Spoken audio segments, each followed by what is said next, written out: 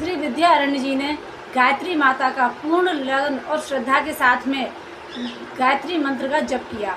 जब जप किया तो 23 पुरुष चरण उनके पूर्ण हो चुके थे, लेकिन उनको कोई लाभ दृष्टिगोचर नहीं हुआ, कोई जब फायदा नहीं दिखा तो उपरत होकर के उन्होंने वह गायत्री का जाप छोड़ दिया और संन्यास की दीक्षा ले ली। जैसे ही संन्यास की दीक्षा ली तो गायत्री माता प्रसन्न हो गई और उन्हें दर्शन दिए।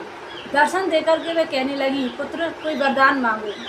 विद्यारण्य जी की ये बात समझ में नहीं आई कि मैंने इतना जाप किया तब तो माता ने दर्शन नहीं दिए, अब माता ने दर्शन दे दिए।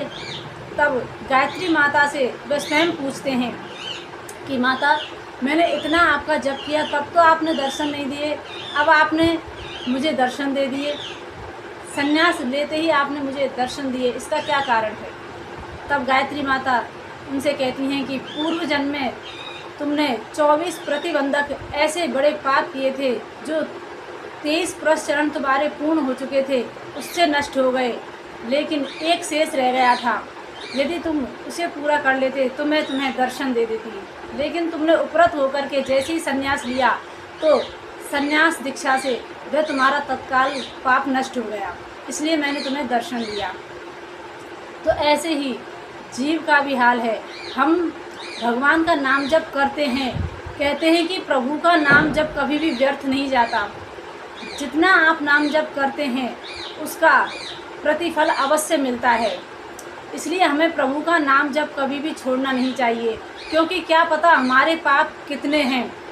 और भगवान का नाम तो पाप को विनाश करने वाला है, इसलिए हमें प्रभु का नाम जप करते रहना चाहिए। पता नहीं कब प्रभु की कृपा हो जाए, इसलिए जीव को हमेशा प्रभु पर विश्वास रखना चाहिए और प्रभु का दृढ़ निश्चय होकर के प्रभु का नाम जप करना चाहिए, क्योंकि नाम जप से ही नाम ही प्रकट होता है, और जब नाम ही प्रकट हो जाता है तो हमारे हृदय में भी आनंद प्रकट हो जाता है।